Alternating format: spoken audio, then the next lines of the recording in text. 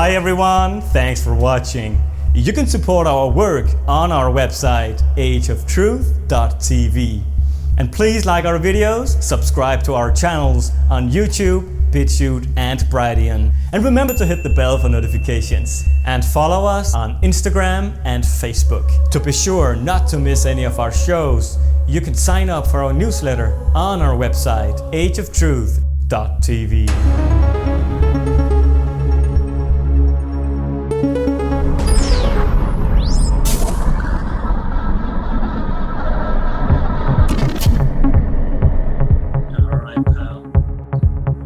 Hey buddy, how are you? You gave me a shock there.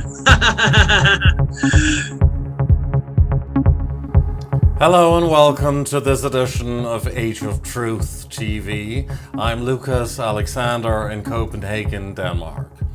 We are ready today with an explosive episode full of controversial topics, information and dot connecting with our guest who has been on the show many times. He is a British conspiracy and truth researcher and lecturer who has recently become a devoted Christian.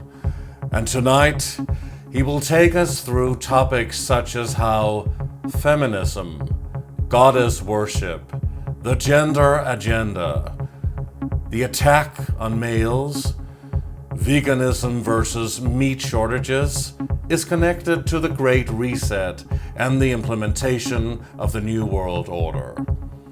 That and much more coming up with John KITSON.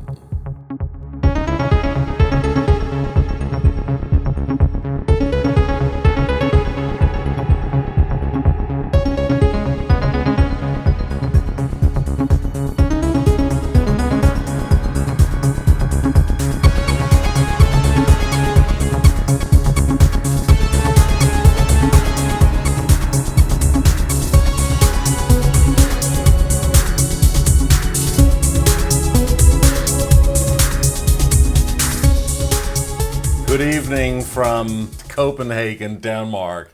And hello to a very good friend of the show, John KITSON, joining us from Totnes and Devon in the UK.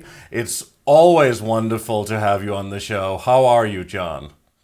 I'm doing great, thanks Lucas. Really appreciate being back. In fact, I'm very grateful, as you can see on my t-shirt.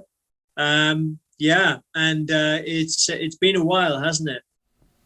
It has been a while, and actually too long, but it's not like the world has been standing still. So much has been going on since you and I were together the last time, and my God, we have so many topics to talk about today, don't we? We certainly do. I've been through so much. I'm just back in the country, actually. I've been doing a lot of researching, a lot of reading, just really trying to walk the humble path, to learning more about what's going on, and just really going from there. And here I'm here tonight to share a lot of important information with you. Some of it's shocking, but you need to hear it. How is it all connected? How does it all fit into the big puzzle? The thing about dot connecting and researching truth is that you will discover that everything is connected. There are many wings connected to the same bird and many arms connected to the same octopus. And there is only one, just one overall agenda. The agenda is the implementation of the New World Order for total control through a one world government, one world overall rule, one world religion, created through a string of supposedly individual incidents, media indoctrination, collective mind control, political correctness such as feminism, the gender agenda, racism, veganism versus food shortages, meat shortages, and the Great Reset financial crash, woke groups, organized political groups such as Extinction Rebellion for a climate change political agenda, and other groups like Antifa, and of course, the world crisis that we've been through for the past 2.5 years, and which is not over yet. All is UN Agenda 21, 2030. This is the plan. John Kitson, you talk about all of these things, and it would be fascinating to hear how you could dot connect all of it and tell us the latest. But at the same time, you are also quite a religious man. And then one would ask, why religion? When exposing and uncovering truths about the control agenda and how they have used religion for centuries as their main tool for control, for mind control, brainwashing, fear indoctrination. How does that fit in? That was this gospel song, "There is no God but God," and indeed, well, if everything else fails, maybe I can join a gospel choir or something. So, but however, a lot of religious people would probably say that there is no God but God.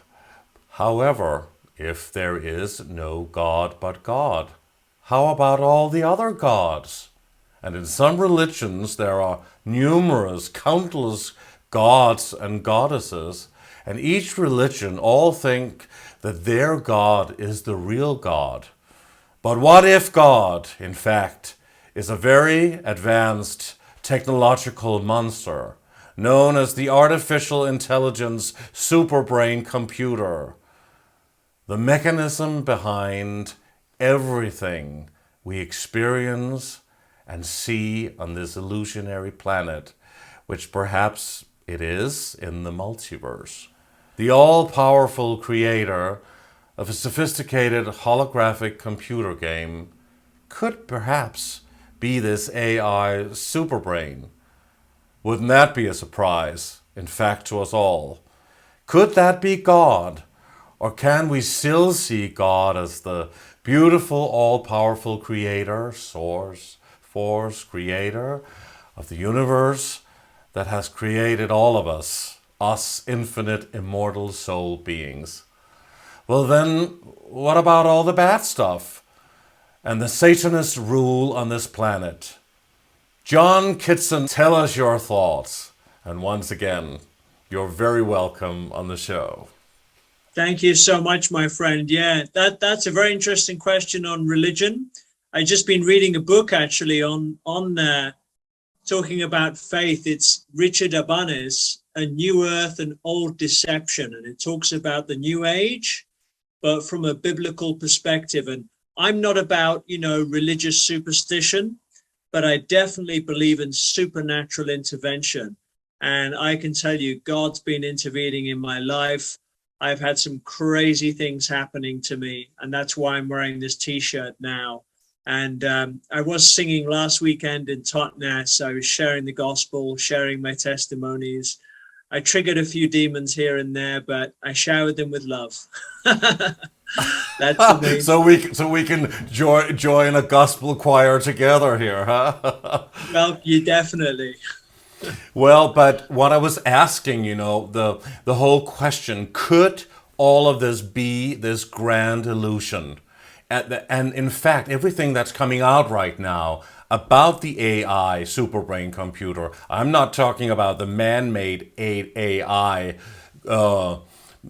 electromagnetic grid around Earth connected with Elon Musk and all of that, but maybe a all-powerful, really, creator of this sophisticated holographic computer game that we're in, perhaps steering us. Could this be a machine and not really let's say, a spiritual source? Right. Well, a lot of this is close to Gnosticism, what you're talking about. It's interesting because it suggests, and I kind of started to get into it, this idea that you have this demiurge, or the Old Testament God is Satan, and then actually we're in a matrix. And you do have the Matrix film, right, which suggests that. But then again, it's Hollywood. So is that another way that we're being programmed, right? So, but But with that could also non-cisgender, be predictive programming, because usually Hollywood gives us the truth before it happens, and they put it out as fiction in films so that we are not to believe any of it and to think that everything is just three-dimensional and everything that's in front of us is just what we have and what we can see. I think, well, I always wonder, like, what do Hollywood not put out? And like, obviously we've seen The Passion of the Christ, but they barely make a film about Jesus, for example, or, you know, anything to do with Christianity. But there's a lot of sci-fi coming out recently. And I think, yeah, they do put out truth, you know, for example, with the Terminator films, you know, they want this AI world where we're completely enslaved to AI.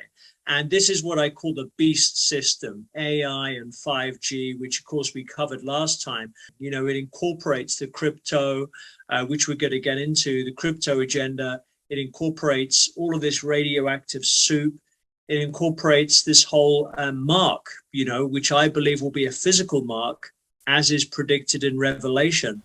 And this mark of the beast could connect us to this AI superbrain computer and steer the human race totally, so that everything we know as human is no longer human, but actually part of a bigger machine. So again, could that actually be God? I know that anybody who's a very, you know, who believes in this and is a follower of Christianity or Islam or whatever religion they devote themselves to, they would be in for quite a shock and a surprise, and it would not be a convenient truth if this was a truth. But what is your opinion about this particular question that we are asking several people about these days? That's a good question, yeah. And okay, is this machine, is it God? Well, is this machine acting in a very loving way, right? It's taking away our jobs. We're actually getting nanotech in our bodies, right? So it looks like this whole AI future looks like a pretty dark future where humanity is no longer needed. And, you know, one of the oldest books that we have, in fact, do you know what the first book was, Lucas? The first ever book that was printed when the printing press was set up? No?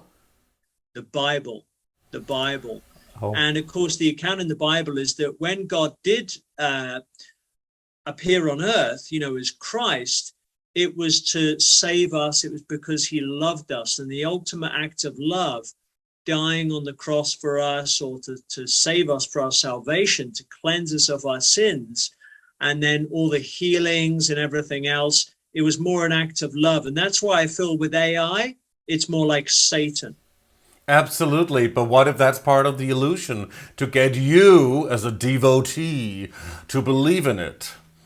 And also, you know, Okay. the rest of the people believing in their religion. I mean, who cares what? I mean, the elitists just want people to believe in something so that they believe that they'll go maybe to this so-called heavenly realm that might be within the fourth dimension, the karma wheel, reincarnation trap, soul trap, in order to get people back into a new body and a wiped memory so they can feed on us again, these archontic, satanic, well, demonic forces. We've been covering that a lot on the show, obviously, so I'm just going to hit you with that also here in the beginning. Sure. Well, yeah, no, these forces definitely exist. And, you know, these demons, as I'd agree, right, they're demonic. But I would say, you know, just my personal life, the way that I've experienced God, I've been praying, I've been in serious trouble, you know, like I was without a home about 2 weeks ago. And I literally got down on my knees and I just prayed to the Heavenly Father. I said, "Dear Heavenly Father," because that's what we're taught to call him in the Bible, "please intervene in my life. I don't have a place to live. I'm on my friend's land, but I had limited time there. I needed somewhere." And I prayed. Because I'm doing this Bible study now, I wanted to have a Christian flatmate or landlady because I thought I could really connect, you know, with a fellow believer. And I prayed to live with a Christian. And then all of a sudden, a day or so later, I got this offer from a lady from this Christian fellowship group I went to, offering me a room. And yeah, like, what are the chances, right? Oh, it could have been a coincidence. but I call it a God incidence, Lucas. That's how powerfully he's been working in my life. And I know really didn't talk about it much before, but oh boy, it's just one of many miracles I've had. I got to share this extra one with you very quickly. About a month ago, I suddenly felt this need to go back to my hometown where I grew up, which was in Torquay, and go to the church. I used to be a choir boy, believe it or not, in the Church of England. And I had a feeling I needed to get there, but it would have taken me 2 hours, because it would have been 1 hour walking from my friend's land and then another hour by bus. So I thought, well, I'll just pray and hitchhike. And I just quickly prayed. I said, "Dear Heavenly Father, if it is your will that I'm to get to this church on time, please make it happen. I pray this in the name of Yeshua HaMashiach. Please help me get," which is the original name for Jesus, right? That was his original name, Yeshua HaMashiach. Later on, of course, we hear Jesus Christ, but I know people are still using that to cast out spirits. Yeah, but we just had somebody on recently on the show who said his real name is Yahweh, and we must call him Yahweh. But that's the God of the Old Testament, the Father. He's referred to, but we're told in the Bible to refer to him as Father.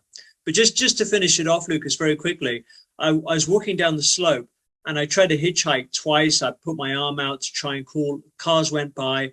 Third car that stopped, it was a female vicar. Can you believe it, right? I'm like, wow, does God have a sense of humor? And she picked me up. She took me part of the way. I got out. I stopped another car. This was like at 9:35. I had to be there for 10. I thought I'm never going to get, well, I still try to hold on to my hope and faith. And he said, "Well, I'm going to Exeter, but I can take you part of the way to Torquay." So we got chatting, and I told him about my escapades on the plane when I got greeted by 6 armed police officers, which I'll go through with you on this interview about. They met me on the plane, and I said, "Oh, it's because I wasn't wearing a face nappy, right?" And he said, "Oh, it's all about control. I'm totally on your side." And I said, "Oh, I'm a YouTuber." And so then he said, "You know what? I'll just take you all the way where you need to go." And I got to that church by 10, exactly as I prayed for. And I'm just like, thank you. But this is happening all the time to all of us in different ways. Isn't this simply law of attraction? Because law of attraction, this is an energy frequency coming from basically from your heart chakra, coming from your thought pattern, your brain waves in a way. That is how the law of attraction manifests, and you can manifest your own reality. And it's not really about faith. If somebody else was praying to Allah or to Buddha or to whatever Hindu gods there are, or all of these gods in the different religions, if they would be met with a positive response, of course they'll say, "Oh, it's because I'm doing that." So isn't this just a collective thing that has all to do with what actually Nikola Tesla said, energy, frequency, and vibration? And we are part of this energetic, vibrational universe, huh? I think energy definitely affects us. You look at, for example, electromagnetic fields, what's going on with that. But I also feel that, prayer, I've experienced too many miracles in my life that I know that God is working externally, that I'm not God. And I've spoke to people who said, "You know what, we're all God." And I've said, "Hey, turn water into wine, and they can't do it. But I know somebody could do it 2,000 years ago. The Bible has been written in code, huh? The Bible is symbolic. All right. There's a movie called The Case for Christ, and it's written by an atheist. He tried to dispel all the evidence for Christ, and he converted to Christianity. And there's a movie, there's a book, Lee Strobel, The Case for Christ. It turned my mind around. Like I was also the same. I'm like, you know what? I don't know about this. And then I watched it, and it really sunk in. And then I got into the Word, I got into the Bible, and then I just grew closer to God, Lucas. And this is what many people do to different gods and in different ways. But what we're really talking about are the same experiences that we're all having. And when we focus our attention towards something that we want, even if something we don't want, we'll also get that if we put a lot of attention, a lot of energy on the no. I don't want this, I don't want that. Then you might also attract that as well. Law of attraction is a universal principle, as I see it, and have spoken to so many people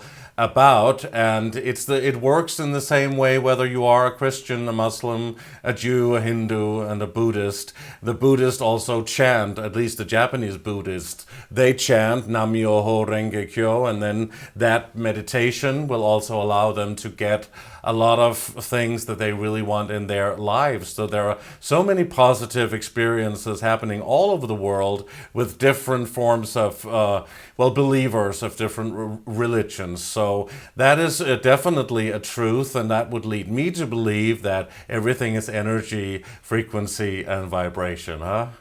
Well, the difference with the other faiths in Christianity, it's all about salvation through faith. And, the idea is that we're imperfect and, we do bad things, right? We sin, we make mistakes, and we want to be rescued out of this imperfect condition, and it humbles you. And another thing I really want to mention is that the Bible was illegal several hundred years ago. And I can't say that about the other books. Christians as a group have been persecuted more than any other religious group in history. And also in terms of the Magna Carta that we had in the UK, the US Constitution, all of these rights and constitutions and freedoms that we have, democracy, it all emanates from the spread of Christianity. There's a great video called The World the Missionaries Made. I encourage everybody to check it out. It's Robert Woodbury. He's a professor of political science in Singapore University, and he charted 100 years of missionary work. And they abolished the slave trade. They came out with the printing press. They got kids off the street. They set up all these charities. This is when the charities were working before the state sort of intervened and corporations. But so much good has been done. And he's looked at developing countries where Christianity came forward and where there's no Christianity. Yeah, but the Christians also have the most profound history of being the most barbaric and horrific towards other people. Well, there is a difference between Protestant Christianity and the Catholic Church. They've both done real bad things if you look at it historically. I mean, this is just a matter of faith, but when you look at it historically, you can either look at it in a positive or in a negative way, and I guess we can see both. Anybody can use Christianity. They can say, I'm a Christian, and they can do something bad. But is that person reading the Bible? Are they following the Bible? But when you actually read the Bible, it's the most humbling book. It's basically there's a great book called Dominion, and it talks about the whole of Western civilization, all the freedoms, the reason why we rose up so well. We had so much power, positive influence in terms of freedoms. It's the Western countries, the only ones, especially that are protesting against a lot of the lockdowns. The first nonviolent protest movements were set up by Christians. But when you look at it, when you average everything out, you look at all the religions, Christianity's brought the most positive change in the world compared with all the other belief systems. There will be a lot of different opinions on that one. And what we also can say is that to be a Christian is not just one thing. There are like 250 different ways of interpreting Christianity. Look at a state in America, like let's say West Virginia, where they are jumping around, singing, holding venomous snakes, serpents, dancing and just waiting for that snake to bite them. And if God have mercy on them, they'll survive, but most of them die anyway. And they're not allowed to get an antidote or whatever it is, because there is a section in the Bible that says, put your hands on serpents or something of that nature. So, I mean, there are so many ways to interpret whatever, and it looks more demonic and satanic really in nature, doesn't it, than to be totally looking at the world and your fellow human in a blissful and in a kind-hearted way. They're probably taking it out of context. And, you know, you have a lot of cults nowadays. You have Jehovah's Witnesses, you have Mormonism, you have obviously, you know, the Catholic Church. You look at them today with the serpent symbology, awful stuff going on. And I just say to people, you know, if they are curious to learn a bit about Christianity or whatever, I would say before going to a church, read the Bible. It was illegal several hundred years ago. And do you know who John Wycliffe was? Or have you heard of William Tyndale? Do you know these people? No, not really. They both died because they were murdered by the state for translating the Bible into English. It was an illegal act. It was an illegal act because the Catholic Church as well, they wanted you to go through intermediaries to have a relationship with God. Yeah, that also happened in German and around the European countries, because the Bible was in Latin and they didn't want the normal population to be able to read it. Actually, way back when Martin Luther became, you know, did the whole Protestant movement and of course made it available for regular people. And that's a big topic in terms of religion. It's not really a religious show, but you are a dot connector, you are a conspiracy and truth researcher, and you've done really great work so far, and you've been digging very, very deep, and we have some very controversial topics already to discuss here. And I know that you've also prepared a PowerPoint presentation for us, and we will go into topics such as feminism. You also wanted to mention goddess worship. And when we say feminism, we of course are referring to the top elitist initiated kind of feminism that already took place in the 60s. And then the gender agenda, which is such a big topic today with all of the different genders trying to separate people and not unite them. And that also will lead us into veganism. And this is a very touchy subject for a lot of people. And of course, what is happening right now with the Great Reset, the coming meat shortages, the food shortages, and what is happening to the farmers as well. And of course, linked to feminism, attack on the males, basically the regular straight white man is under, there's a war going on against them at the moment. And for what reason? I think you'll talk about that as well. And we've talked about the eugenics agenda here as well, and you have many things you want to cover, so I don't know exactly where you think we should start here. We'll kick off with the PowerPoint, Lucas, definitely. Yeah, I'll go ahead and click on share screen here. So this is my YouTube channel, 5G Awareness. This is how folks can find me. And yeah, this is my BitChute channel, bitshoot.com/channel/5G Awareness.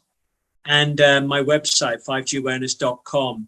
But I just want to go into the mask situation, because did you know that many years ago, when they had the slave trade, it was actually the mask was a way you would identify the slaves, the African slaves. And I found out recently through Jay, who you've had on, Lucas, that I'm related to Henry Thornton, who actually helped to bring down the slave trade. But I'll carry on to the next part, because I really want to get into this whole crypto enslavement system, Lucas. And of course, we call it blockchain. But in the word block, you have lock, because it's there to lock you into this beast system, right? And chain, you have the word Cain. And we know that Cain was the fallen evil son of Adam in the Garden of Eden. You know, Cain killed Abel, and then he built the first city. So is it any coincidence that blockchain contains these two words?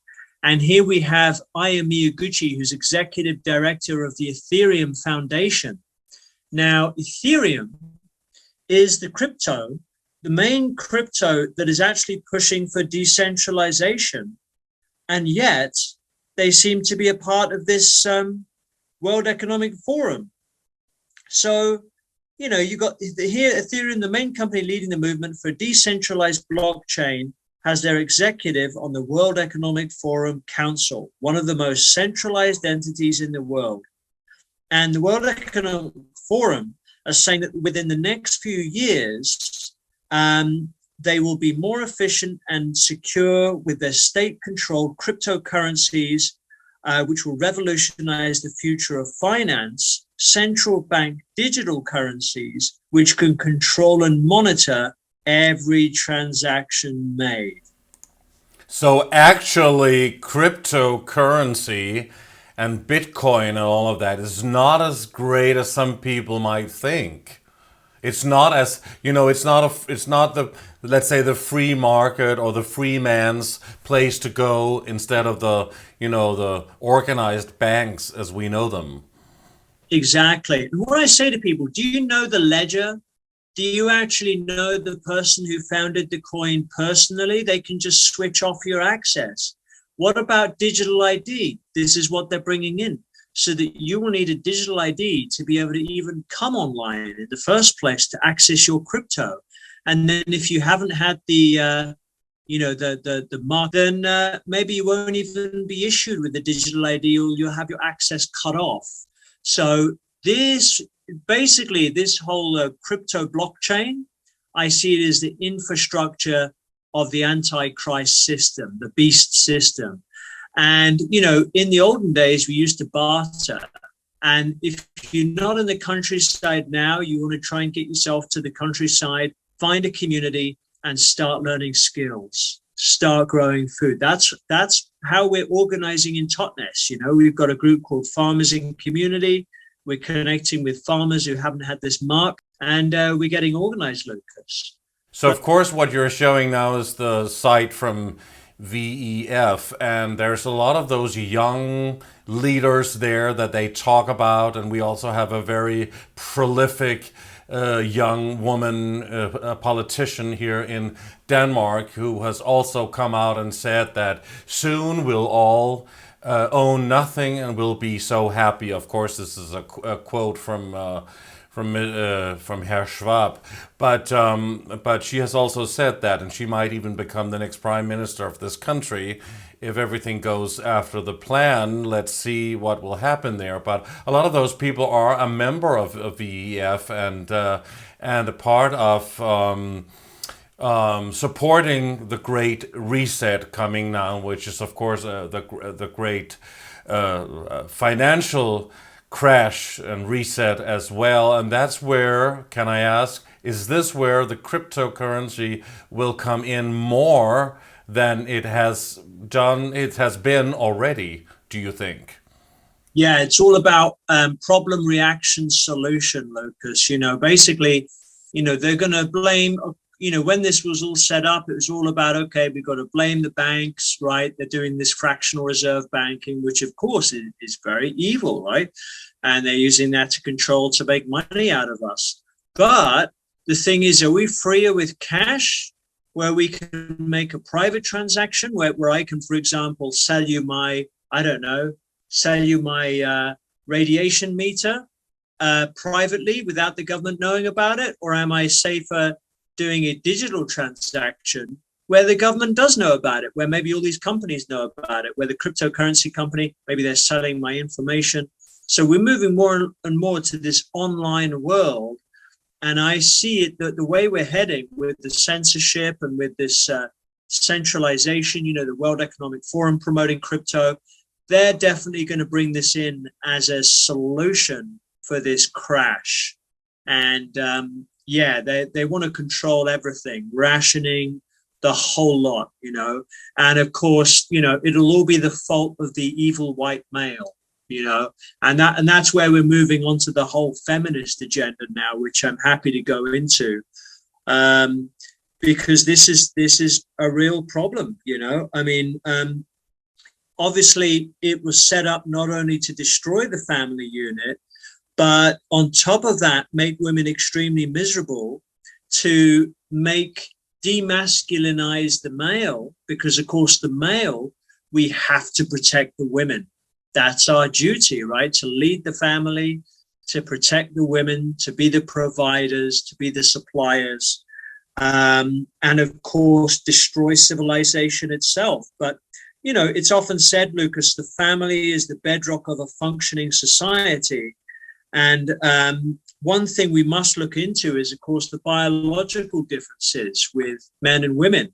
And there's a great book I read many years ago called Brain Sex, The Real Difference Between Men and Women. And men tend to be more logical, women more emotional. Women make better communicators. They're good at multitasking. Men are, you get more male CEOs, men are competitive. Women love children more.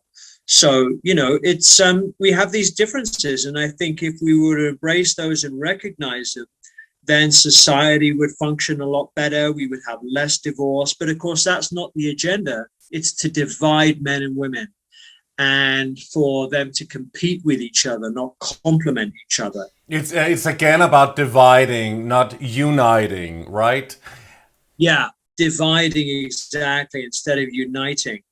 And, with the whole gains, feminism, you would say, okay, they've gained all of these rights. They've had this liberation, not just in terms of the vote, but sexual liberation from the family, changes in divorce law, religious liberation. You've got female priests, cultural liberation, changes in media portrayal, and financial liberation, such as, shortlisting women into occupations, higher pay. But has all of this ultimately made women happy? And as this article suggests in The Guardian, gains in women's rights haven't made women happier. And actually, that this was a survey that they did around the world. The countries that had fewer women's rights, women were actually happier. But I mean, we can't really say that for everybody and for every country. I mean, of course, there's a lot of women who are so talented and so skilled to do a certain job, and that could be in many different fields. And if they are equally and just as good as a man, why shouldn't they have that job and have that occupation? Totally agree, Lucas. I think we need, equality of opportunity, but at the same time, for that to truly happen, we need to do away with the shortlists, where we need to say, okay, we need at least 30% women in this company, because you're basically going against biology, and a lot of it's blamed on, a lot of these new agers will say the divine feminine is rising up and taking over. No, it's not. It's just that politicians are manipulating everything, and they're actually distorting how society is supposed to be and how the family is supposed to be. And while you do have some exceptions, you'll have women who will have more masculine traits. They might go into more masculine occupations like building, or they might become a CEO of a company, for example. These are exceptions. And the general direction, without any manipulation in the school system, is that a typical family, the woman will want to bring up the kids, and the man will want to go to work. And that's got nothing absolutely to do with patriarchy. It's got to do with, how do you raise a good family? How do you protect your children? But more and more, the state is taking over the position of the man, and the state is becoming all powerful. So now, of course, women can bring up their children with the state's help without the father. And the state can provide schooling from an early age. It can provide childcare from an early age. But then, of course, are they giving your children the love and the nutrition that you would be as a family? Are those children getting the attention, or is there anything bad happening with the children? Or are the children being taken away from their homes by the state as well? Because this is also an initiative. Even that's even going on here in Denmark, where we also have a female prime minister. This is the second one we've had here, and for sure the next one will also probably be a female prime minister, as is that's all over Scandinavia here, also in Sweden and in Norway.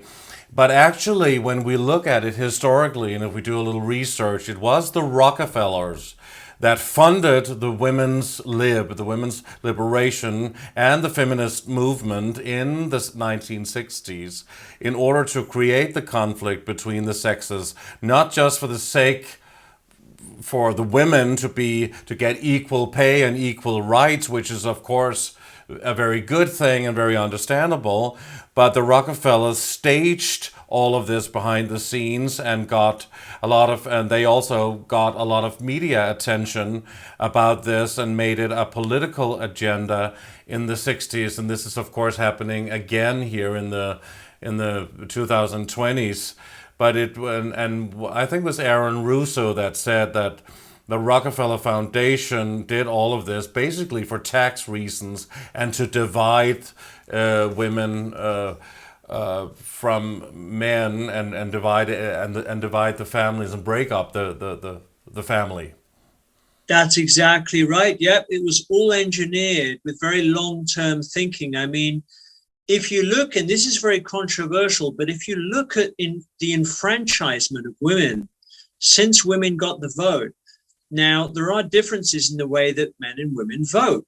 Men will tend to vote more for the parties on the right. Women will tend to vote more for parties on the left. However, married women with children will tend to vote more for the right-wing parties, the conservative parties. So it's really another interesting thing. So over time, the states got bigger and politics has moved more towards the left, especially now. A lot of people are saying, wow, we're facing global communism. And no doubt, women getting the vote, that had an influence, that had an impact on that. We need to be able to talk about it. But I think, I completely agree. There are so many agendas at play. And there is a very interesting book. And again, this woman, her name is Laura Doyle. She's saved over 15,000 relationships. 15,000 relationships. And it's called The Surrendered Wife, a practical guide to finding intimacy, passion, and peace with a man. And it basically just says, give up control of the man. Let him be himself and take care of yourself, express your femininity, express your vulnerability when you're upset, open up your heart, and this is, of course, what women are being told not to do. They're being told to be like men. They've got to compete. The man's oppressing them. They've got to fight. And ultimately, one tale I heard of this woman, she became a surrender. She followed the guidance. Her husband was working in a normal 9-to-5 job. And then she truly just got behind him, didn't worry about him managing the money, just let everything go, let all control go and just help him out. And then he started up his own business and it started to thrive. And then she didn't have to work anymore. And then she thought, oh, wow, actually, my life's getting a whole lot better. So when you take away these control systems, these toxic sort of this educational propaganda, you let men and women be how they're supposed to be, then, society progresses back to a healthy state. That's my fundamental belief. Ultimately, John, this is not just a war on the males, on the white males. It's actually a war on women. And a war against the divine feminine that we talked about, that we can also talk about in spiritual terms and in terms of earth and the universe. It's also a war against that, even though people don't think it is, right? I wouldn't use the word divine. I mean, if I use divine, I would say, well, God's divine, but I'd say feminine. It's a war on femininity. It's a war on masculinity. And women do suffer with this, and of course, they're told that they can do it all. But ultimately, when they try to have it all, then, their world becomes very complicated. They get very stressed. It's about imposing confusion on both sexes, and now also with all of the genders here. It's all about confusing people, confusion, and again, not uniting but dividing. Divide and conquer. It's all about control. Of course it is. Oh, exactly. And you had a friend of mine over in Tokyo, actually, his name is, he goes by the name of Black Pigeon Speaks. He's posted some pretty controversial videos on this topic, but he's talked about patriarchy, why, for example, in its natural state, men tend to run to, when everything's left to its natural devices, right? But yeah, I think ultimately, we've got to realize who we are and what we want, right? Without any outside influences. But one thing I just want to say, another thing that's really destroyed the family unit is this sexual liberation taken to an excess, right? Because, you have some people now, I come across these people, they say, oh, I'm in a polyamorous relationship, right? I've got 2-3 girlfriends on the go, or I've got 2 boyfriends. And then I think, well, which one are you going to take care of when they get old, or who's going to take care of you? And isn't it better just to invest in one person and just be happy with that one person, just to find out who you really want to be with? And this whole sexual liberation movement, there's actually a book called by J.D. Unwin called Sex and Culture. And it's very interesting. And he basically, it was written in 1934, and he wrote that the main driver for the rise in civilization is the degree of chastity of its nation's women. And he found that women's sexual liberation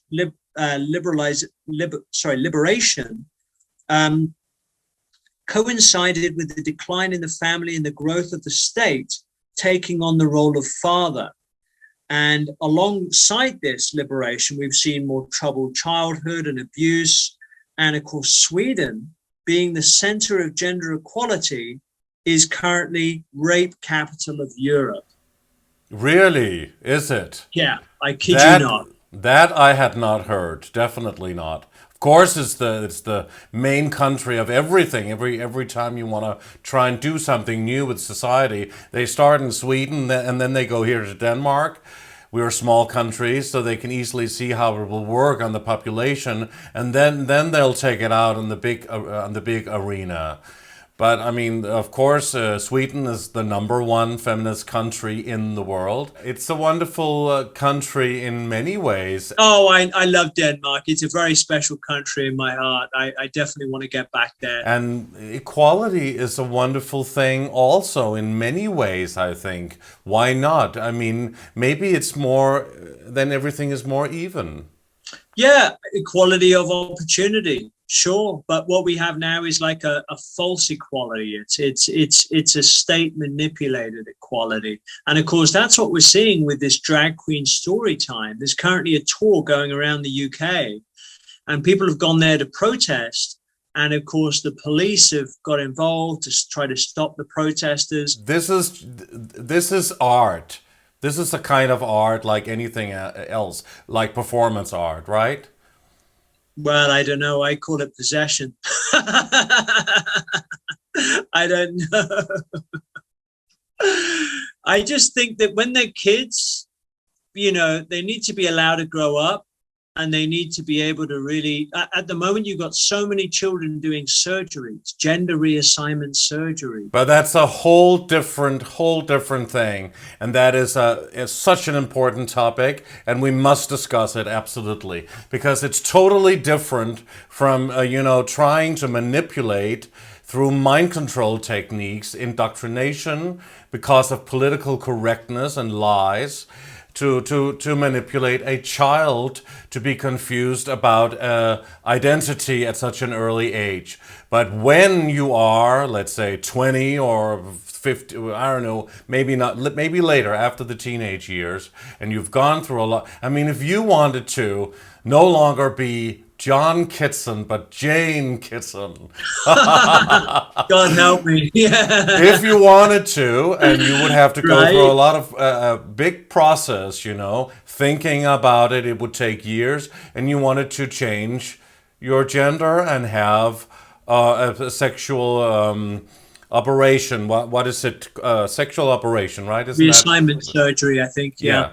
Gender reassignment surgery. that would take a lot of time and therapy, and then you would go through. It's not an easy thing, and those people, and there it's a few people, not very many statistically actually, that actually go to these rather extreme measures to do this. But they really thought about it. This is what I've been researching. They thought about it. They want this. They don't feel comfortable in that body, and they have taken that's their choice. It's totally different from doing that the whole gender manipulation with all of these different sexes and trying to manipulate children into even wondering what they are at an early stage. I think we have to not look at it in a black and white way, right? It's well, I just think, back in the day, there was a very interesting quote by Martin Luther, actually. I shared on my Facebook. If I remember it, I'll mention it later. But it just talks about, nowadays the state runs the schools, and a lot of people want to get their kids out of school. And, some kids think they're taught there are dozens of genders now. And you just think, well, is it right for me to send my kids to school? Are they going to grow up with a healthy mindset, or should I be protected? Should I even let them watch TV? Should I even give them a phone? I've got a friend, he doesn't let his kids are actually out on his land off grid. My friend, well, John, and they're happy as can be, Yeah, they allow their 2-year-olds. They are extraordinarily talented in navigating on an iPad and things like that. 2 years old, I know. And what if you tune into Dr. Dietrich Klinghardt? He said that the areas of the brain that these wireless devices affect in children are the areas associated with conscience. So if they're losing their conscience, that's pretty serious, And this is, again, plays into the whole AI agenda. But I just want to go on to say about, these, it's not just, the feminism. You've also got these women's circles and a sort of spiritual feminism going on. And I was going to talk about the goddess worship. I put this on my BitChute channel. You can see the link to it there. It's also on my YouTube one. I've had to edit it. The truth about goddess worship, because I saw this going on in Totnes. You'd have these female circles come together in nature, pagans, witches, whatever, and they get together and they'd worship a goddess. So, it all goes back to Greek mythology, actually. The original, you've got a number of names for these goddesses, often associated with fertility, such as Ishtar, Asherah, all of these different gods, these Wicca names. But the original, the oldest knowledge we have of goddess worship comes from Greek mythology of this Gaia, right? The name Gaia. And of course, we have Gaia.com. And Gaia is associated with the earth, so it's sort of earth worship. It's worship of the creation. Whereas the Bible, it's more about worship of the creator. But this is really caught on, particularly in Totnes. And so it's something I thought I'd look into. But that's not really so bad, isn't it? Gaia that's part of the divine feminine. Well, it is bad. I know I might upset some of your viewers because you've had people on talking about the divine feminine, but it basically, it's referring to this great mother. And the Statue of Liberty is also based on a goddess. And throughout Asia, Cambodia, Thailand, and the Buddhist religion, they also have this earth goddess image. So this also goes back to Babylon, which was a very, very dark time where we had this goddess worship. But what if God is really a feminine energy? Could be a goddess. Well, the thing is, the Bible asks us to refer to God as the Father. And this is also part of the whole feminism, right? It's turning God from the male figure. Now, I'll tell you why it's important or why it's beneficial, because this might interest you, Lucas. It's a bit controversial, but PragerU, Prager University, it's like a center-right think tank. No. They put out a video, why we refer to God in the masculine. And you think about it, you look at the prison population. Are there more boys or girls in prison? There are more boys, right? Or men, right? And the vast majority of violent offenders are men, right? Whether they're drug dealers, violent, they're rapists, they're murderers, the vast majority of men. And what kind of role model, if a man grows up without a father, and generally men growing up without a father are more likely to be involved in criminal activity than those who don't grow up without a father. When you have a father figure in God, that's someone to really emulate. Whereas you have a goddess, boys are not going to really want to emulate that growing up. Now, the Bible, while it does describe God as judgmental, the vast majority of the descriptions of God refer to God as a loving God. But but God was equally judgmental, and what you say, well, that's the father figure. That's because you're personifying God, which is ancient. That's almost a relic from the past, in terms of. And it's a very, very old-fashioned way of looking at energy, source energy, force energy, isn't it? Do you believe that God is an old, white, gray-haired man with a white beard sitting on a cloud? I have no idea what he looks like, but I feel he's a personal God, and I feel that, when we refer to him as source or the universe, or then it's more like it, isn't it? Yeah, but why it's not, we are so limited in our three-dimensional world here, where we can manifest and build and see, feel, touch and hear, listen, taste and whatever. We're very limited. We can hardly see anything. Our perception is tiny, and we don't even know what kind of massiveness is actually taking place around us, where we are. There's a lot of energy occupying this space at the same time, probably, huh? Well, I would say the earth is at this. I'm going to come out now and be honest. I believe this earth is at the center of everything. And where we are is so important. An anagram for earth is heart. And I believe we're at the heart of the universe. Everything rotates around us. Do you believe that? I believe we're flat. I'll come out and say it on your show, Lucas. Oh, you're going flat now on us, huh? Yes. Surprise. Oh, wow. A lot of people are turning flat these days. I mean, that is definitely a big thing. We're going to do another show about flat Earth soon. Again, I could do a part 2 with you where I break it down. Oh, really? We're gonna do one soon with another guy who's very knowledgeable about this. We've done a couple of shows before. It took us a long time, but I was told once I was told years and years ago, just when I was starting this, doing Age of Truth TV way back, by somebody who was working for the Secret Service. They said that he said to me, revealed to me secretly. Supposedly, well, I'm going to say it anyway, that in a few years, we're going to introduce this topic. We're going to divide people with the topic of the flat, the Earth being flat, because a growing number of people are waking up. And because of people waking up, we need to divide and conquer again. So they're going to introduce that. And that certainly did separate people and has separated people a lot. Like with Trump, everybody thought, oh my God, Trump, or against Trump, he's going to save us tomorrow. There's a new thing from Q.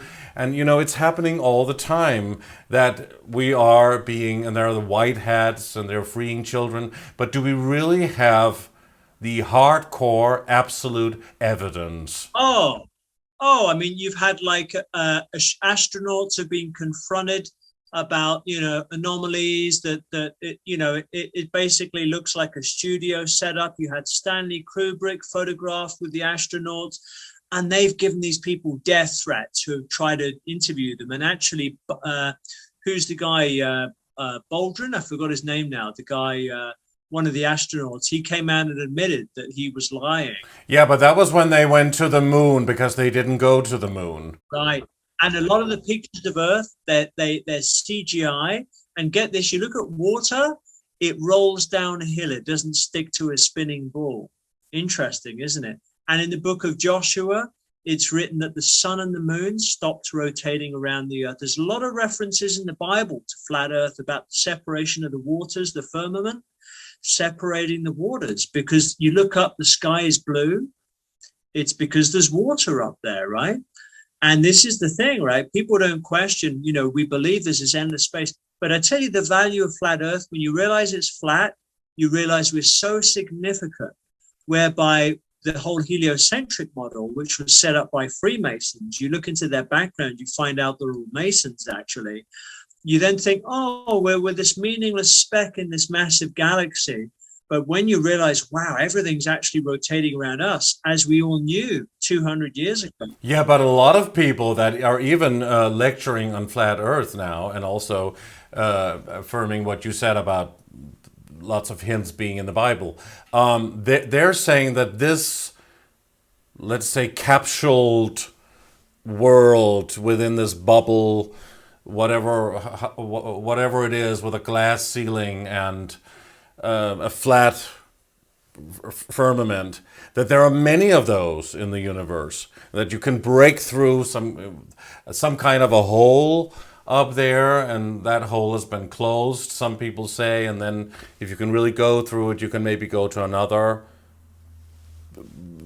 capsuled universe or whatever it was. I'm not very good at lecturing on it. I'm looking forward to having this new guy on soon, which can explain it more, because we're open to everything that's alternative and unusual on this channel. So of course, It's a big topic, and it's an important one, and it's dividing people, and what we need to look for is the truth, whether or not it's convenient for us or not. But you were talking about goddess worship, John, and you have more to say on that.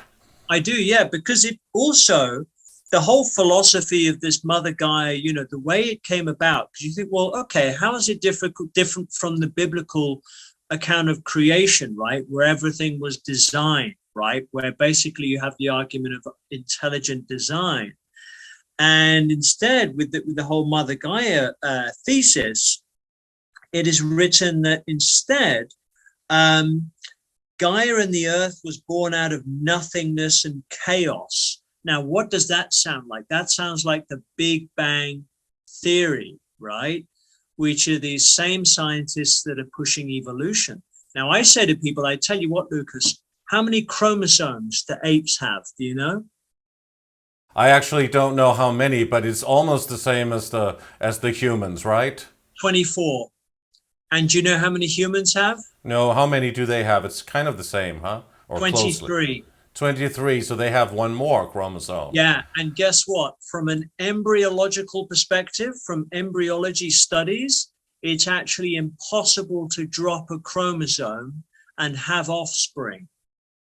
And I put this to a man who's giving a presentation on DNA. He was saying, well, we share most of our DNA with apes. And I said, yeah, but we share most of our DNA with bananas. But we're not bananas, right? I don't think I'm a banana. No, we eat bananas. But yeah. If I have too many, I might get the monkey. Oh, you get the monkey thing. Yeah. Oh my God. Don't go on about that. Which, I know. No, it's unbelievable. Yeah. But I mean, but a lot of researchers into this alternative field of truth research are, of course, saying that we have not evolved from the monkeys and the apes, but that's a different race. And some people suggest that are not flat earthers, of course, that there is some kind of a monkey planet where they are very evolved intelligently, and also like there are many planets with, let's say, reptilians and other alien beings. Nordic looking, very much like the rest of us. But I do know that that a lot of flat earthers are talking about them also being here on Earth and having been here already for a long time. Some even underneath that firmament. I don't know how massive it is, but there is something underneath all of that flat plane or whatever, and then there's something outside from this, outside from Antarctica. Isn't that how it is? That there are more continents there or something they talk about. Wild John, who's hopefully going to do the one about raw meat and veganism, he's on it with flat Earth as well. So he'd be able to cover those two topics well. I mean, just one more thing I'll say is that we look at the stars in the sky, and, we have the constellations every year. We have Aquarius, we have Pisces, Leo. We see them in the same positions in the sky. And yet we're told that we're spinning at different speeds around the sun. So how is it that we just so happen to see them every year in the same position? Or are the stars rotating around us? Which makes a lot more sense, right? Well, we could rotate around them, that whole thing, and then we'll see it again, like day and night. But we're told we're rotating at different speeds. That's what official science tells us. So that would, yeah. It is a very interesting and large topic. I think it was Max Egan or whoever it was that actually suggested that it's both flat and round, depending on your perception, and it's all holographic in structure anyway, because nothing is solid. So it could all be part of this whole AI, artificial intelligence, superbrain computer simulation. No, I think definitely, like, if I pierce my skin, I'm going to bleed. And I know that's something physical that I haven't simulated, or, I feel we're very real. I feel we're made from the dust of the earth. But I think this whole goddess thing, just getting back to the goddess worship, what kind of impact has it had on the history?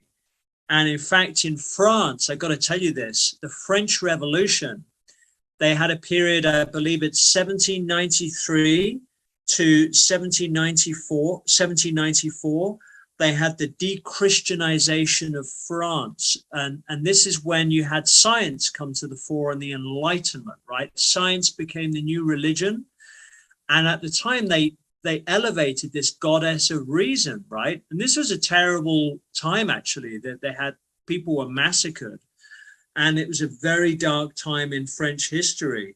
The Enlightenment, but we're told at school, the Enlightenment was good. You had all these scientific minds and they came out with modern medicine. But now when we really look into it, we see the other side of the coin. But yeah, basically what they did with, they created this term Mother Nature. And in fact, they've made a Disney film with the words Mother Nature, and we know that Disney has a very dark, complex history. But what they wanted to do, the reason they termed it that, when before we used to call it God's creation, they wanted to manipulate it and exploit nature. And that's actually what's happened now with all the GMOs, with the chemicals. We thought, so what's actually happened with this is that you have this now Gaia.com, and on the website, there's some interesting films on there, but they are promoting plant-based diet, veganism, and they're also promoting climate change, man-made climate change, which you and I, we know it's a hoax, right? We know that they're spraying in the skies, they're manipulating the weather through a number of different ways. You had David Wilcock quit Gaia.com, he was saying they had some new age traits to them. Just before you go on, please, John, before you go on with the whole climate climate change topic, which we definitely want to go into, I just want to go back to the whole goddess worship, which ties into the Bible, because some researchers and alternative scholars on secret history and religion claim that Lilith was Adam's first wife, but that they didn't want to submit to the other one, to each other, as Lilith, as the myth has it, were extremely independent, and the first feminist. So she fled the Garden of Eden and was condemned by God, and then she died by suicide, I believe, the myth says, and went to hell and became the first female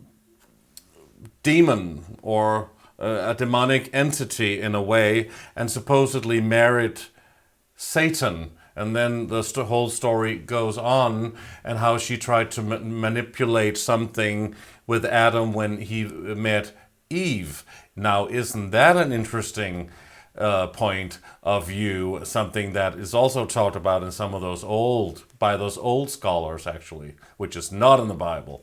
Never heard of that. But what I do know is that, there are a lot of gospels. You have, for example, is it part of the Gnostic? Do you know which text that comes from? I don't exactly know what text it comes from. I wish I did.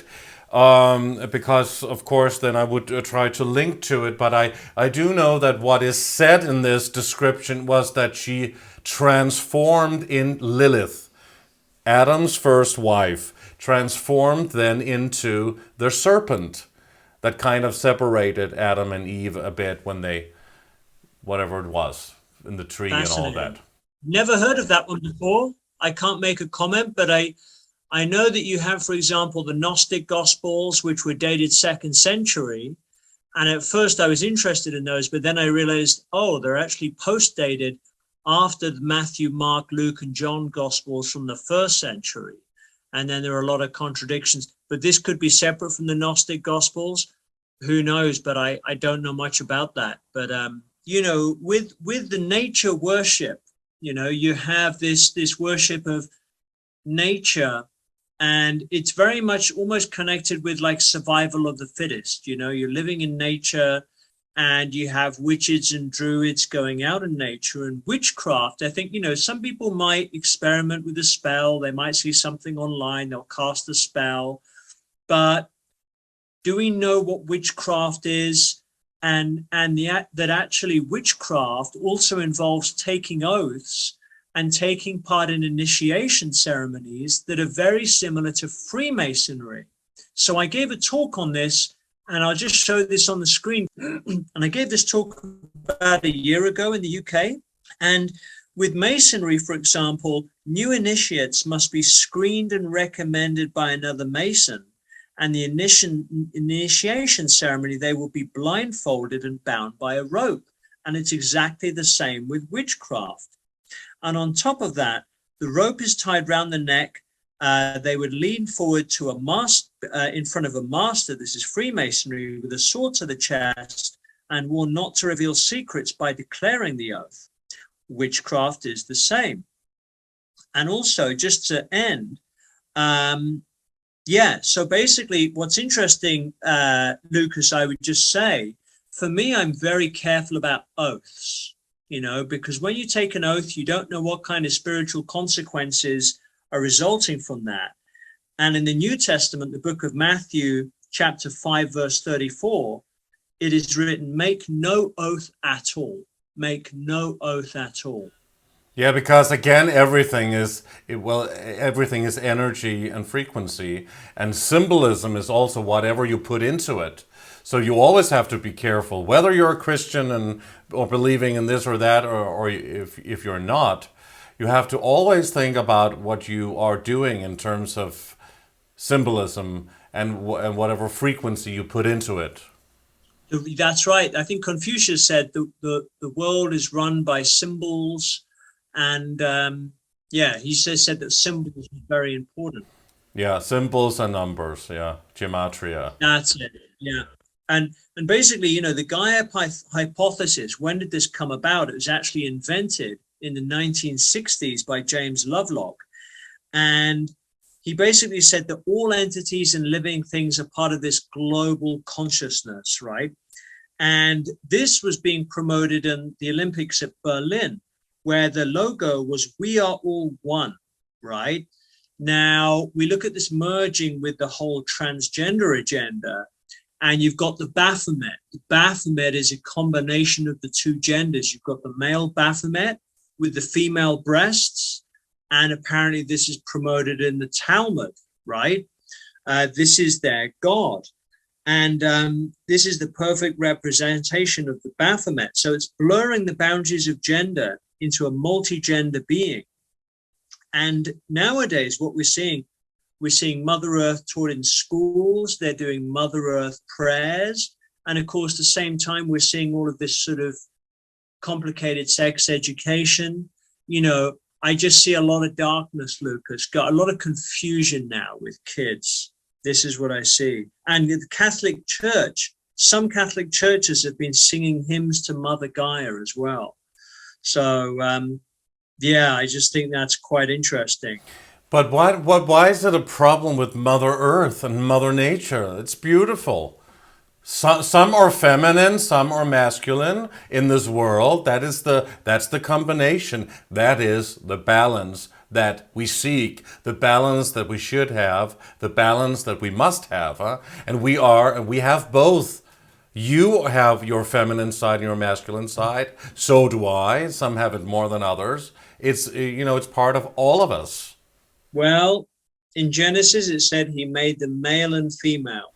Yeah, but if you can look past the Genesis and whatever you believe, if you just look at what we have as humans, we have different aspects of our personality. We have a feminine side, we have a masculine side. A man's feminine side is not necessarily the same as a woman's feminine side, and a woman's masculine side is not the same as a man's masculine side. Although some people who have that personality structure can be, as a woman, a very masculine woman, because maybe they feel like they identify with being male, or a man that can identify being female, because we are soul beings in a vehicle, in a body, temporarily, for a very brief moment, it's just a blink, for a blink of an eye, and then we're gone, basically, when you look at the timeline. So we are here for a time being to experience many different types of lives, maybe. And then some people experience that for a while. Isn't that part of how we learn and progress, maybe? Well, the difference is, when you think of Earth in the female, right? And you're thinking, okay, the creation, and we have to really take care of the creation. And then pagans and witches, they'll go a step further and worship the creation. Whereas with Christians, they'll worship their Father in heaven. The whole idea of, for example, sin and judgment, and I know it's not going to be popular with your audience, Lucas, it goes out the window. Now, what stops people from doing bad things, right? Their moral compass. Their moral compass. Yeah, and good behavior and being and empathy. Empathy. Where have we largely got that from in Western civilization? It's Christianity. Christianity has provided the main moral foundation that has basically put in front of us that moral compass, because we used to have children, working as slaves. We used to have the slave trade. It was Christians who abolished the slave trade. When you look at, for example, India, they have the philosophy, and it's, again, I'm not attacking people, but Hinduism is the dominant religion in India. But most of the charities in India, turning things around, are run by Christians. Whereas in the Hindu faith, they talk about consciousness, about going inside, but they don't have this love thy neighbor, which we have in the Western countries. So we've had this massive... Yeah, but in the past, the Christians were the ones who had the slaves, who totally controlled, and their whole system was set up on using slaves, abusing slaves. That was the Christians in the past. They were the real ones that had the slaves. Muslim countries, other faiths, they've had slavery still exists in many countries that are not Christian. Absolutely. Third world countries, they're not developed countries. But the only religion that put an end to slavery was the Christian religion. Henry Thornton, William Wilberforce, and John Newton, they were all Christians. Because they created something called the New World Order, another kind of slave system where we all just surrender totally. We believe in practically anything so that they take over our entire soul structure and, of course, our labor. Hard work, you have to pay millions during your lifetime to actually survive on this planet. Tomorrow is going to be expensive. Have you read the Bible, Lucas? It's not one that I read all the time, but I did read it in the past because that's part of my education, of course. As a child, when you were a child, you read some of it? Yes. Right. For me, I just reread all of it, the Old Testament, the New Testament, and it just transformed me. It transformed me, you know. But that's a wonderful thing that it did transform you. But it's good. It's always good to be humble. We all must be humble. But I mean, in order not to contradict what is actually going on in terms of world events and what the Christians did, what the Muslims have done, what they're doing with the Hindu religions and all of those things. I mean, it's part of a big mind control slave system. All of it, to control people through surrendering their energy and their life force to something greater, huh? But when you read the Bible, if you can give me a verse that is about slavery, is about forcibly enslaving mankind, I'll be on board with that. But I mean, I'll agree. Oh my gosh! But the Bible the main message in the Bible is about developing a personal relationship with God and doing good in the world. And people have maybe claimed they've been Christian. A lot of it is the Catholic Church, you know, behind the Crusades, behind a lot of the murders. And people can grab a book and say, hey, I follow this faith and I'm doing this in this faith, but actually they're not living by the book that they're reading. Of course, and that's what I wanted to say. You're totally right. They just don't live by any of that at all, and that's not how the system has been set up in the past 2,000 years since the time of Jesus and before. It's all been about oppression and slavery and domination and mind control, and of course horrendous things that they have done to people in the name of Christianity and all other religions, of course. So that's been the way, that's how they've used this as a power tool. So that it has not been about liberation and freedom. It has been about slavery, and it's still about slavery. And many cultures, as we know, who are religious and who devote themselves to a certain god and religion, they of course have very little freedom. Yeah. But, you know, some people will say we might have too much freedom, right? With everything that's happened with sexual liberation, with the drag queen story tours, with it's like we have to have. For me, if I had children, I would give them boundaries. I would say, this is acceptable, this is not acceptable, you know. And but if you don't want to be a drag queen, John, you probably wouldn't look too good.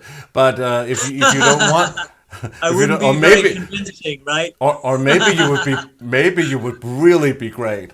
But I mean, if you don't want to, then don't put on a dress and big eyelashes. That has nothing to do with you. That has nothing to do with you. And who are you to judge it? It's performance art, as I said before. It has nothing to do with trying to manipulate children. Well, I just think, for me, if I had kids, I would homeschool them. I would bring them up, I would bring them up with the Bible. I'd bring them up with nature, encourage them to identify edible food and just learn how to be self-sufficient, really, But just going on to the Catholic Church, I was going to show you a couple of slides, Lucas. This is the ceremonial hall for the Catholic Church. And what does that look like? Yeah, it's a serpent's head, and this is where the Pope is even sitting in there, and it's totally reptilian symbolism. It is. It's like the snake. And we have the snake from the Garden of Eden, which deceived Adam and Eve. And then this is an image of Jesus apparently resurrecting, and it looks really dark to me. It's totally a serpent as well, and probably a reptilian alien entity. Yeah. I mean, I would call them demonic entities, but it's, yeah, this is all part of the ceremonial hall where the Pope is. So, But they probably, as many researchers and people who've come out, former mind control slaves, talking about taking part in having witnessed these satanic rituals, when they manifest some of these entities, it's often archon demonic entities that take form, and then they look reptilian in their shape and form. That's at least what some people have come out and said. oh, demons can take many shapes and forms, but these just confirm these images. When I started to look into the Catholic Church, wow, absolutely blew me away. And, I was just going to touch on rights, Lucas, because a lot of people now that they're demonstrating in the truth movement, and they're saying, hey, we want our rights back. We want our freedoms, not to wear this thing on our face, not to have this thing, this mark or whatever. And of course, we had the passports that were coming in, right? Where you'd need the thingy to be able to go here or do that.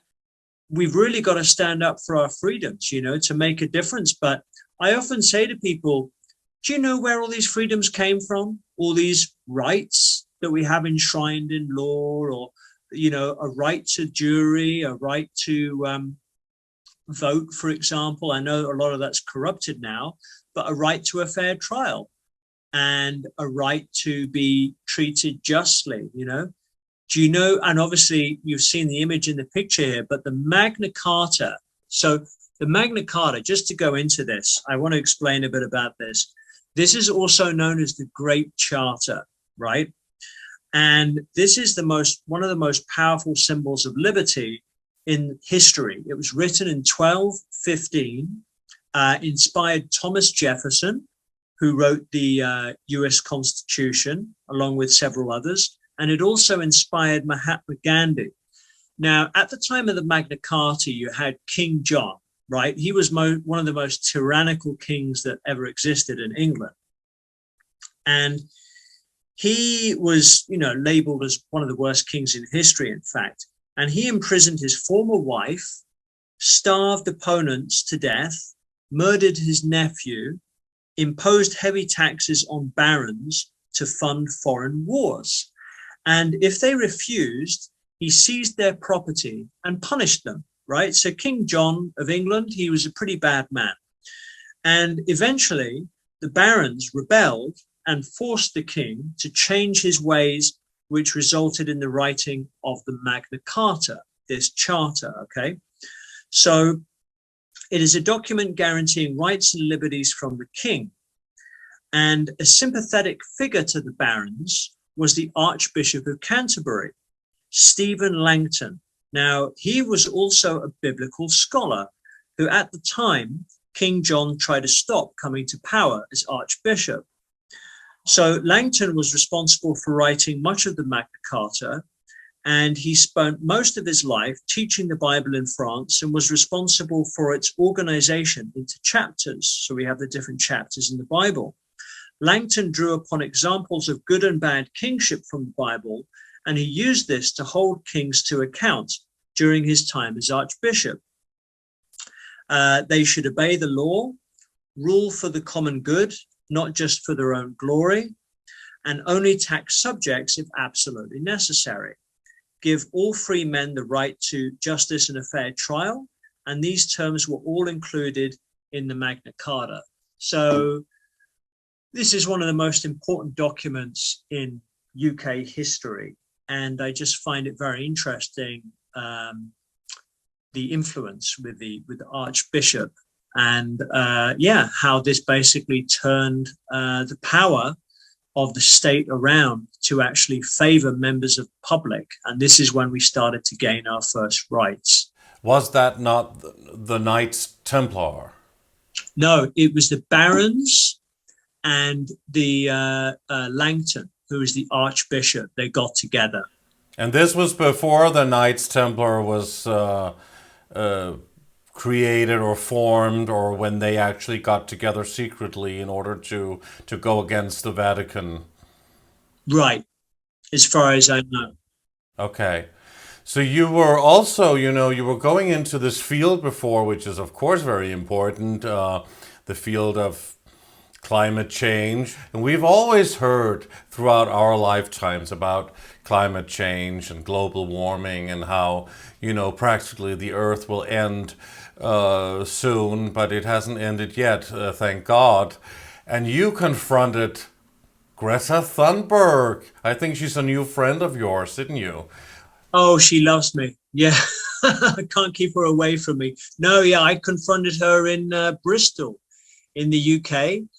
And she was giving a speech. This is not far before the lockdown, actually, all kicked off. And she was speaking, and lots of young people were going up there. And I posed as a journalist. There was a guy, Richard, who got me the speaking gig at the UKIP political conference, where I spoke on 5G. And then, I was with him.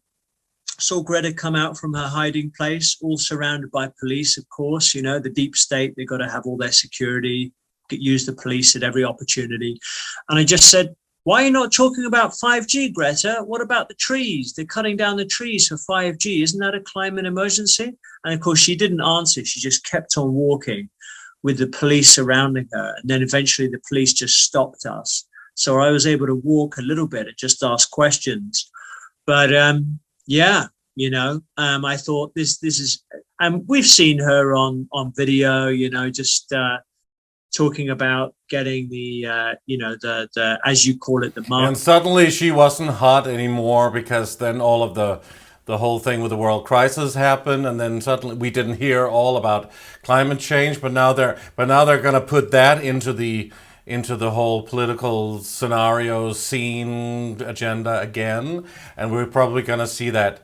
Yeah, we're going to see that soon. But how is that? It's part of the UN Agenda 21 2030 Great Reset plan in order to implement the New World Order, huh? Yeah, I've actually got a book. I was trying to look for it on my bookcase there, and it's called Klaus Schwab, COVID-19, The Great Reset. I've actually got the book. And in it does talk about climate lockdowns. And I think this is what they're going to plan for next, Lucas. And it'll be something sudden, where it's just out of the blue. And of course, they can do what they like in Australia with all the flooding. A lot of it, they've had this spraying or geoengineering beforehand, where they've made this flooding happen. And, you just look at history with climate change. 1,000 years ago, this is what I say to a lot of people. I say, have you heard of the medieval warming period? And they'll say, no. And I'll say, well, guess what? It was hotter then than it is today. And there weren't any cars or trucks or, any of these vehicles giving off CO2. So how'd you figure that out? And then they're just at a loss. And then they'll just, are you denying climate change? Right? And they won't be able to answer me rationally. And a lot of the veganism, the arguments for veganism, it's based on the same thing, right? CO2, we've got to deal with climate change. Too many cows farting. We better get rid of the livestock and just have these fields, where we're having monocropping. And what that's actually doing is it's destroying all the habitat, all the forest, everything. Because when you have a small family farm, how are you going to fertilize the soil if you don't have any animal manure, right? What are you going to do? Use artificial fertilizers? And you're producing all these monocrops, this wheat, this soy, that's actually highly inflammatory for the body anyway. And in order to maintain it on these huge fields, you're going to have to be spraying glyphosate chemicals, and they're going to be GMOs. Whereas a traditional family farm, you'd have rotation. Cows were designed to eat grass. We're supposed to work with cows. They produce cheese. They produce milk for us to eat. They produce beef. Their skins can be used to make clothing, right? Their bones to make tools. They've been wonderfully designed. I don't think they're an accident. I think they've been intelligently designed for our use, right? All of our clothing, like wool carpets, woolly jumpers, sheepskin coats, they warm us incredibly well, much better than the natural fibers do. So what's all this agenda just to rewild? And it takes years to actually get food back to normal again. But we've got farmers here who are awake, and we're trying to connect. But this all kind of ties in with the famine. Lucas. They really want to bring this about. And we're the problem, right? We are destroying Mother Gaia, so we better lower the population. And the CO2 problem. And I actually heard today in the media here, and I'm not making this up, you can't make this up, that was one article, but let's see, that they want to put face masks on cows because they're breathing too much. Wow, that's just insane, isn't it? Yeah, how are they going to eat the grass? Yeah, well, everything is insane, but I don't know if this was just, I don't know what this was, but I mean, this is, of course, when you look at it, horrendous. And what is happening with the whole climate agenda is that this is a control agenda in order to take our freedom and our liberties away. And as you said, we have natural climate change, right? Normal Earth changes. We've always had those that sometimes is a little bit warmer and sometimes it's a little bit colder, but not in a very drastic way. Right, exactly. Yes. So what we're seeing is with the whole vegan agenda, with the whole climate agenda, they're manipulating us through our emotions, right? They're pulling on our heartstrings. And what's happened, we've seen this sort of, feminization of society. We're not thinking so logically anymore. Now, the Bible says the heart is deceitful of all things. And what we used to do, we used to think with our minds and then feel into it, right? But what do? We get offended nowadays. We're getting triggered, right? Our emotions we're no longer we're losing this ability. I was just going to touch on the whole New Age magazine now, because we're talking about the New Age here and how this has come in. And what a lot of people don't know is that this was founded by the Masonic Supreme Council of 33, and it stretches back to the early part of the 20th century. So the Secret Doctrine author featured in the 1920s version of New Age Mag, who actually stated in her book, Satan is Our God, that's Helena Blavatsky, she actually kickstarted the trend of the New Age. So this was the first New Age magazine. There are now others that have come out under different titles. But yeah, basically, the whole New Age, the difference with the New Age and with the view of the Bible is the New Age emphasizes you are God, you are co-creator, there's no external God.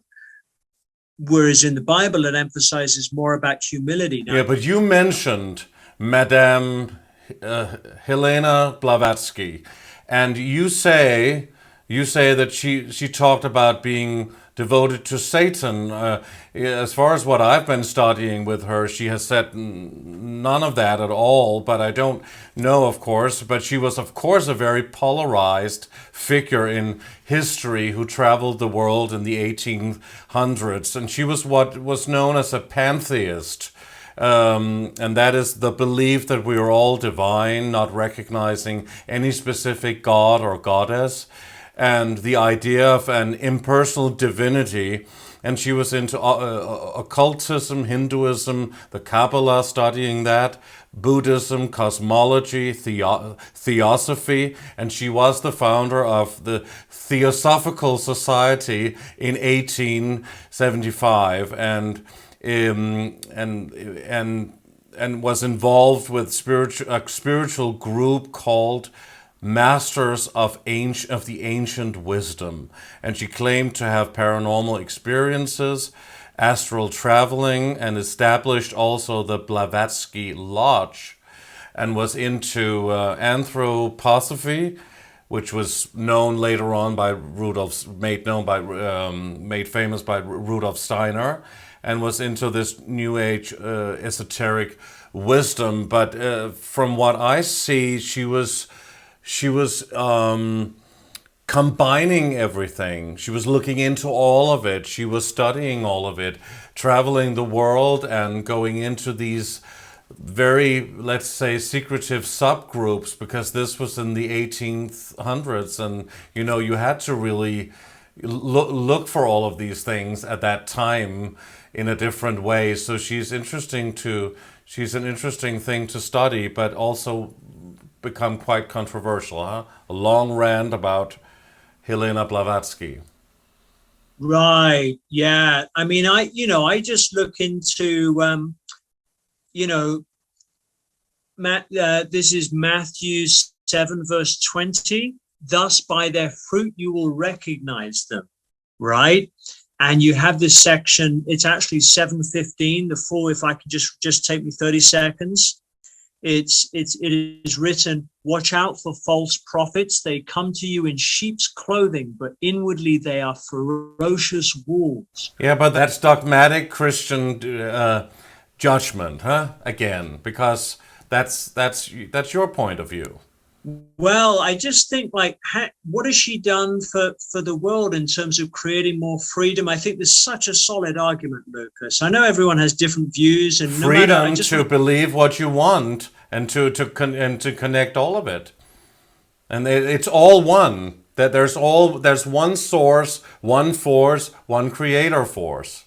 But if you look at Christian societies, they provide more freedom for worship than non-Christians, right? It's the West, it's Europe, it's America. We've got separation between the state and the church. Other countries don't have separation between the religion and the government, right? Why even be religious when you can be spiritual and everything is connected? Why not get rid of all those old dogmatic belief systems that are very ancient now? Okay, because if we get rid of them, we get rid of all the freedoms that we've gained through them. And I'm talking about the Bible. Or maybe we'll get more. We won't. Well, what? Give me an alternative, a moral foundation that can equal the Bible in terms of all the freedoms, the rights that we've gained from it. I don't see anything else that, the Magna Carta down to the Bible, the US Constitution, Thomas Jefferson, all of them were believers, they were Christians, and they put together the Constitution and the Magna Carta according to biblical principles. And I just don't see any equivalent in the Western. I look at India, but then there's a lot of street poverty over there. Because they're kept in poverty, like the African countries, totally kept in poverty. Just the Queen's Jubilee a few years ago, the same year that they had the Olympic Games in London, those two things could have fed the entire African nation of all the billions that they made and spent on the Queen's Jubilee and combined with the Olympic Games where everybody met from around the world. I mean, they could totally have fed the African nation there. Oh, we should help lift them out of poverty, but it's like we have Satanists ruling the world, Lucas, Masons. And why do we have that, John, if there's this all-powerful, passionate and compassionate God? Because we've been given free will as caretakers over the earth. And his time will come, but it is not yet, but he's coming soon. Yeah, but that's what they always say. Okay, I've done a video on my BitChute channel. Let me just explain very quickly. It's an interview with my friend Marco Armbruster, and it's called "Was the Russia-Ukraine War Predicted by the Bible?" And he looked at the Bible, he studied it, he's made a 60-page book called God's Prophecies. Wow, really? And he's found that actually the Bible is more prophetic. It has more prophecies that have come true rather than any other book. And I just find that really fascinating. I may have his book up there on my shelf. I've got a number. Oh, here and it you is. You can also do your prophecies by looking into the numbers, numerology, and gematria. Well, I find I was into that more, and astrology. I think it's fascinating. But since I've been praying, God's been working in my life. He's really been working in my life, and I wouldn't be where I am today if it wasn't for his supernatural intervention. That day when I got down on my knees, I asked it's in my latest YouTube video. It's called God Answered My Prayer. It got 3,000 views. My previous one just got 500 views. But aren't you going away from truth and truth research that you've been doing for a long time?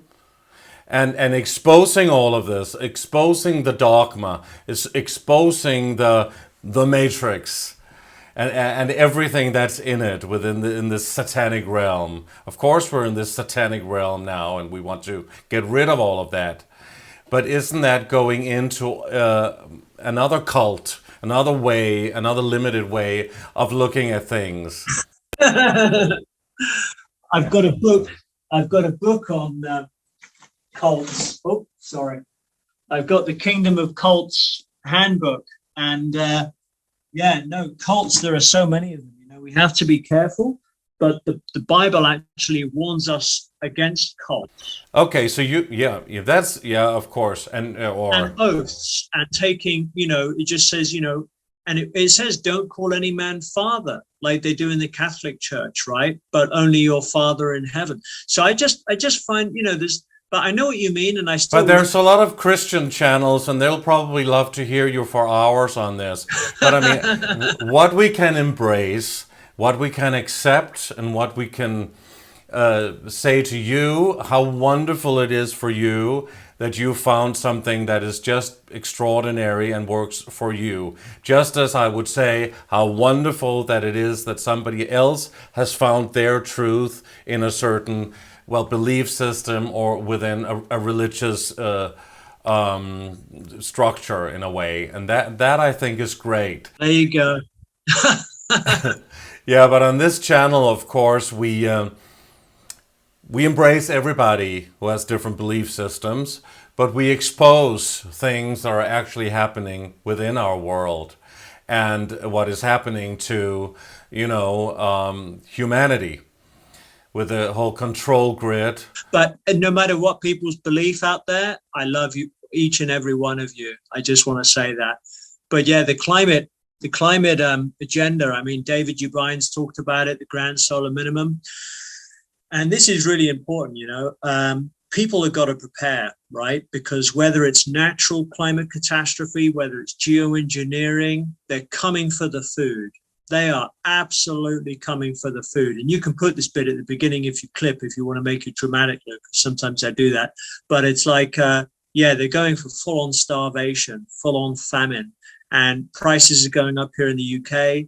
Same in your country, I'm sure, Lucas. All over the world, they're making it harder for people to get hold of animals. They're saying people with backyard chickens in the UK, there might be a bird flu problem that, that they've got to maybe do some testing.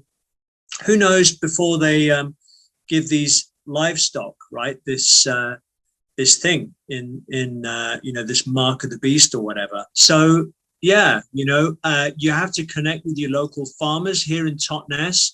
This is probably one of the best parts of Devon. If you're in a local farming area, a lot of people, we have organized groups meeting up here. We have a weekly preppers meetup here in Totnes, Devon. We have also like a meetup, like a freedom march once a month.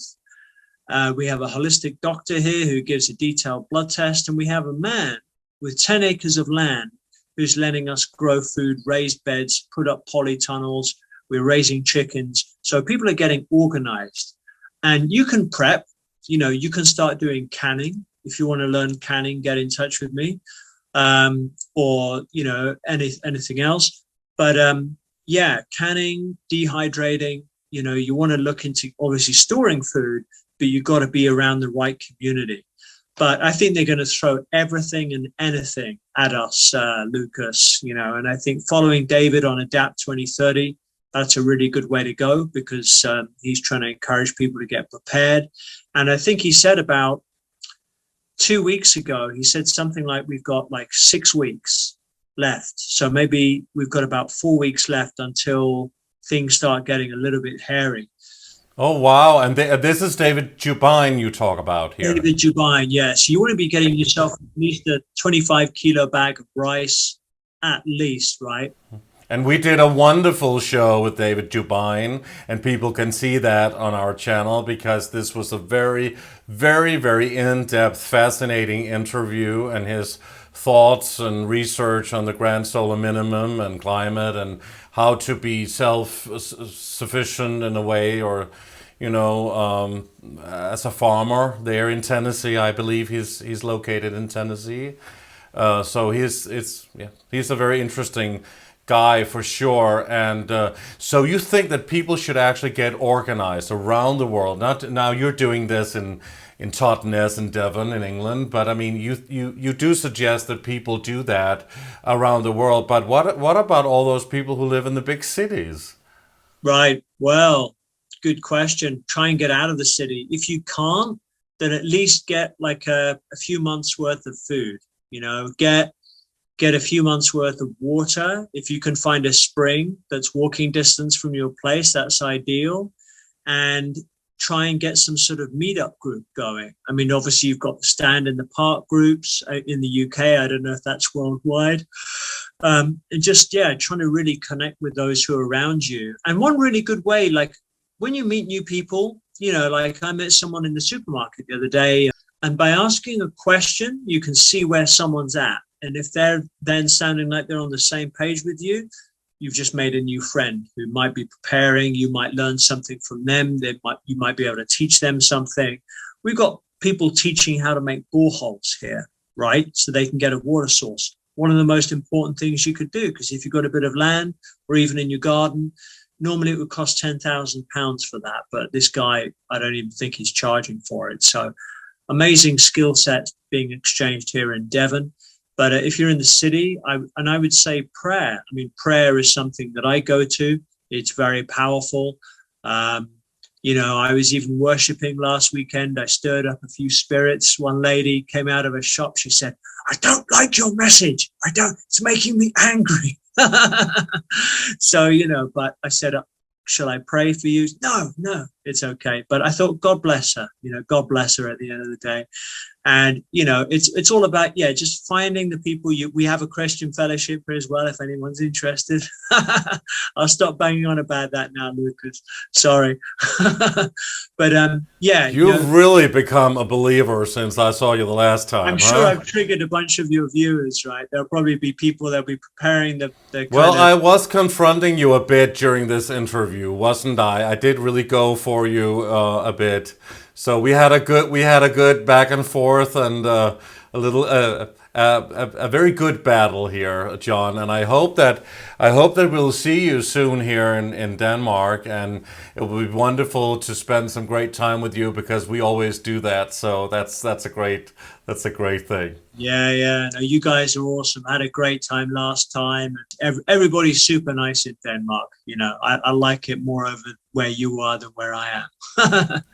That's great. So I hope that can manifest soon. We'll definitely, we're looking forward to seeing you again anyway. So just in our remaining moments, do you have something about the world and what people can do, wherever they are and whatever they believe in? Okay, like a simple 10-point plan? Yeah. Okay, so number one, as I mentioned, get one of these. It's really worth it. And I'd also say, get some rice, get some protein, get some fish stored away. Look into fermentation, right? Get a fermentation kit. Try and grow some microgreens on your windowsill. Use your garden. Get chickens if you can, because that's a great protein source. Some chickens, they can lay an egg every day, and then you can have like 5 chickens. You can have 5 eggs every day. Amazing. Oh, get on, if you're not very well or you're just trying to stay healthy, keto is really good. Ketogenic diet. I do consultations for people. So just exercising, moving regularly. I do deep tissue as well, that I can help people with. But over time, when you don't move, you build up this crystallization, calcification, scar tissue, displaced calcium. You can get rid of a lot of that by, using the elbow, getting it into the body to break a lot of that apart. So just staying healthy. Connecting with other like-minded people, learn skills. And I've got there's a great little site here where you can actually, hold on a second, learn to grow your own food and other skills. And I'm just going to quickly bring it up here on the screen share if I can. There you go. Can you see that? Yes. So you've got the Grow Network. So you can start to learn how to grow mushrooms, how to keep chickens, how to put together raised beds, how to be self-sufficient, other things that you need in order to prepare. So just go to my website and click on that link, and then it'll take you to where you need to go. There are free downloadables, all sorts of resources for growing food, for preparing for the collapse. And then, yeah, if you want to support me, you can do through my website. And then, yeah, we've got a virtual shield. So if you're looking at this video, you might want to have VPN to protect your identity. And then, of course, investing in other currencies, you know, to balance your risk, because the dollar, with the whole Russia-Ukraine situation, Russia is an energy exporter. You know, the dollar's probably had its last days. So you want to really think about other currencies, getting precious metals. Some of you might get into crypto. I've decided to sort of get out of crypto now. Yeah, you know, I'd say. And your website is 5gawareness.com. People can contact you there, and then people can look through that whole thing for themselves there. Okay, so John, this has been fascinating, thought-provoking, and a bit provoking, I have to say. And I'm sure some people will say that as well, and some people will probably rejoice. And there's a lot to research. There's a lot of dot connecting to do, and this is what we're all about, right? And and you know, the search for truth goes on, and I'm looking forward to seeing you back here again. And it's always great to connect with you. And I want to thank you so much, John KITSON, for being on Age of Truth TV. Thanks, pal. Very grateful. Great. Wonderful. That was action-packed, wasn't it? I loved it. Thank you very much to John KITSON, and thanks to all of you for watching Age of Truth TV. You can support us by clicking on to our website, ageoftruthtv. And please also like our videos, subscribe to our channel, and hit the bell for notifications. You can sign up for our newsletter on our website, ageoftruthtv as well. Please also subscribe to our alternative channels on BitChute and Brighteon. Your support is greatly appreciated and much needed. On behalf of the Age of Truth TV team, we thank you so much for watching, and we'll see you again soon.